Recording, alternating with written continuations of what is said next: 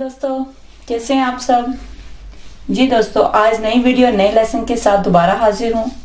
दोस्तों, आज हम करेंगे सिंपल पास्ट टेंस के एक्टिव वॉइस और पैसिव वॉइस। ठीक है, it means past indefinite tense के एक्टिव वॉइस पैसिव वॉइस आज हम करेंगे। एक्टिव वॉइस क्या है? सिंपल पास्ट टेंस के जो सेंटेंसेस होते हैं ये एक्टिव वॉइस कहलाते हैं सारे। ठीक है, ये सारे क्या है? Active voice. ठीक है, आपको मैंने पहले भी बताया हुआ है पास्ट इंडेफिनिट टेंस वाहिद सभी टेंसेस में 12 टेंसेस में से ये वाहिद टेंस है जिसमें वर्ब की सेकंड फॉर्म आती है और किसी टेंस में वर्ब की सेकंड फॉर्म नहीं आती। ठीक है, she ate an apple, they bought pens, my brother brought mangoes, the police followed the thief। ठीक है, ये है सेंटेंसेस पास्ट इंडेफिनिट टेंस या सिंपल पास्ट टेंस के। ठीक है, अब इनको हमने क्या करना है? इनको पैसिव वॉइस में बदलना है। तो वैसे ही इसका रूल तरीका वही है जो मैंने आपको पिछले वीडियो में बताया था। एक बार तो फिर बता दूं, सब्जेक्ट को आपने ऑब्जेक्ट बना देना है, ऑब्जेक्ट को आपने सब्जेक्ट बना देना है और वर्ब की थर्ड फॉर्म लगाएंगे और सब्जेक्ट को जब ऑब्जेक्ट बनाएंगे उससे पहले आपने बाय लगाना है। ठीक है, अब पास्ट इंडेफिनिट टेंस के पैसिव वॉइस बनाते हुए जो हेल्पिंग वर्ब यूज होंगे वो होंगे वाज और वर। आपको पता है वाज किसके साथ आएगा? He, she, it, I, singular noun, इनके साथ हम क्या करेंगे? वॉज लगाएंगे।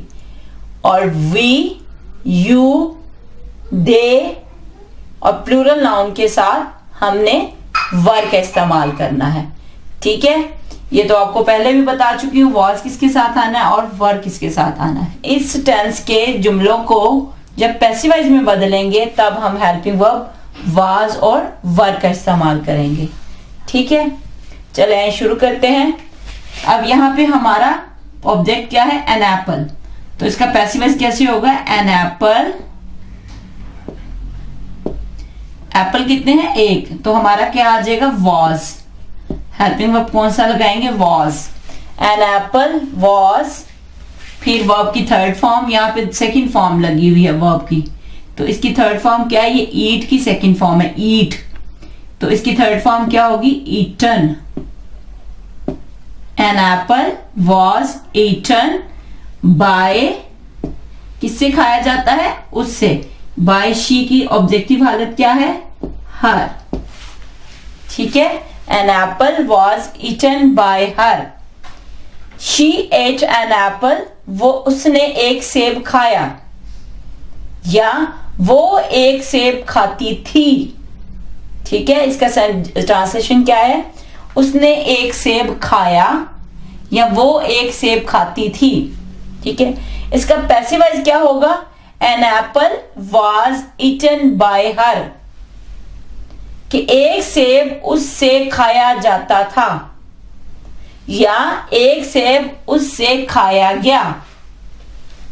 ठीक है, आगे दे बॉट पेन्स, उन्होंने कलम खरीदे या उन्होंने पेन खरीदे, यही है ना। तो इसका पैसिव वॉइस कैसे होगा? पेन्स। पेन्स आर प्लूरल, तो हम क्या करेंगे? वर्ड। Pens were. बॉट की थर्ड फॉर्म, ये बाय की सेकंड फॉर्म है तो इसकी थर्ड फॉर्म भी बॉट है, बॉट।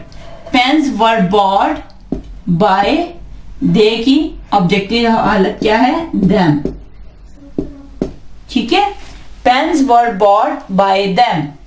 दे बॉट पेन्स, उन्होंने पेन खरीदे या उन्होंने कलम खरीदे। Pens were bought by them, कलम उनसे खरीदे गए या कलम उनसे खरीदे जाते थे। ठीक है, अब इसमें माई ब्रदर ब्रॉट मैंगोज, मेरा भाई आम लाया। ठीक है, तो क्या होगा? हमने क्या करना है, ये हमारा सब्जेक्ट है, ये हमारा ऑब्जेक्ट है।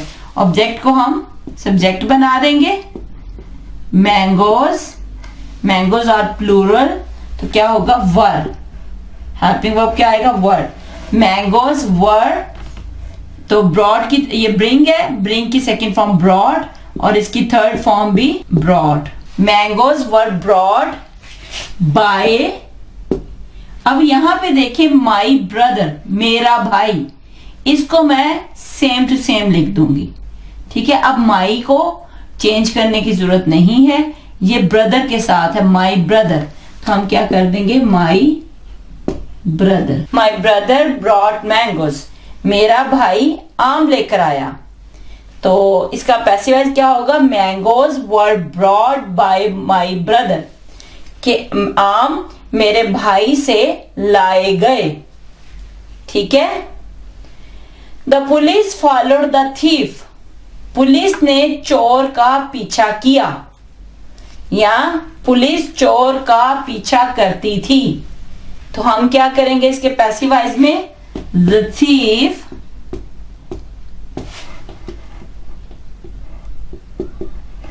थीफ एक है तो वाज आ जाएगा। द थीफ वाज, फॉलो की सेकंड फॉर्म फॉलोड और थर्ड भी फॉलोड होती है। ठीक है, the thief was followed by, subject हमारा क्या है, द पुलिस, तो हम यहां पे द पुलिस कर देंगे। ठीक है, the police followed the thief, police ने चोर का पीछा किया। The thief was followed by the police, चोर का पुलिस से पीछा किया गया। ठीक है, अब यहां पे पहले जोर दिया था पुलिस ने किया, अब यहां पे कि चोर का किया गया, किससे, पुलिस से, चोर का पुलिस से पीछा किया गया। ठीक है, तो इस तरह हम पास्ट इंडेफिनिट टेंस के पैसिव वॉइस बनाएंगे। इसमें हेल्पिंग वर्ब क्या यूज होगा, वॉज और वर। ठीक है, आइए अब इसके नेगेटिव और इंट्रोगेटिव सेंटेंसेस कैसे बनाते हैं वो देखते हैं। जी दोस्तों, ये हैं सिंपल पास्ट टेंस के नेगेटिव सेंटेंसेस। अब इनको हम पैसिव वॉइस में कैसे बदलते हैं आइए देखते हैं। जैसे they did not see a lion, उन्होंने एक शेर नहीं देखा। ठीक है, उन्होंने एक शेर नहीं देखा। अब वही बात जो मैं आपको लास्ट टाइम बता चुकी हूं कि सबसे पहले आपने जहन में इसका सादा जुमला बनाना है। दे सा अ लायन, तो आपने क्या करना था, a lion, lion a lion क्या है, हमारा ऑब्जेक्ट, इधर सब्जेक्ट बन जाएगा और हेल्पिंग वर्ब इस टेंस में कौन सा है, was. A lion was seen, ठीक है, बाय देम। ठीक है, अगर सादा जुमला दे सा अ लायन, सादा जुमला ऐसे था ना, तो हमने क्या करना है, a lion was seen by them.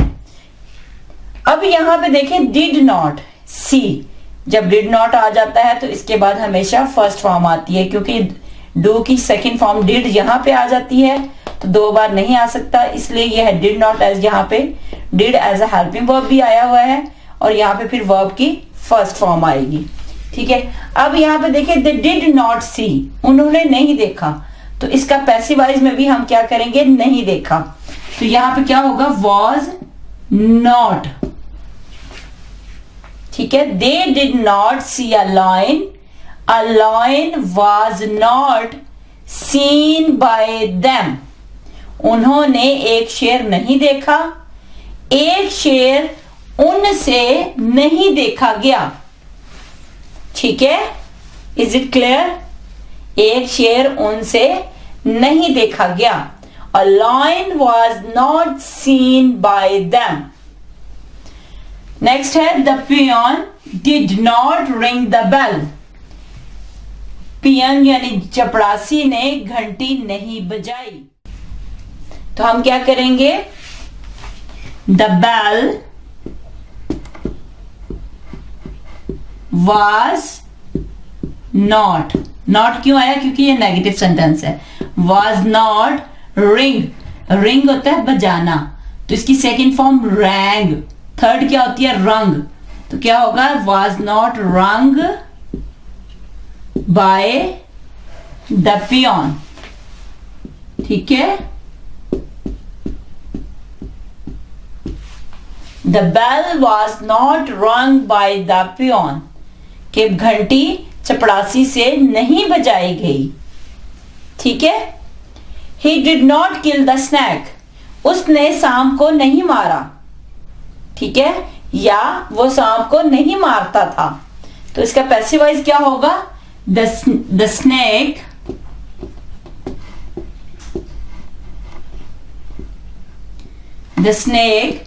was not, एक है ना तो was लगाएंगे, not क्यों लगाया, क्योंकि ये हमारा नेगेटिव सेंटेंस है।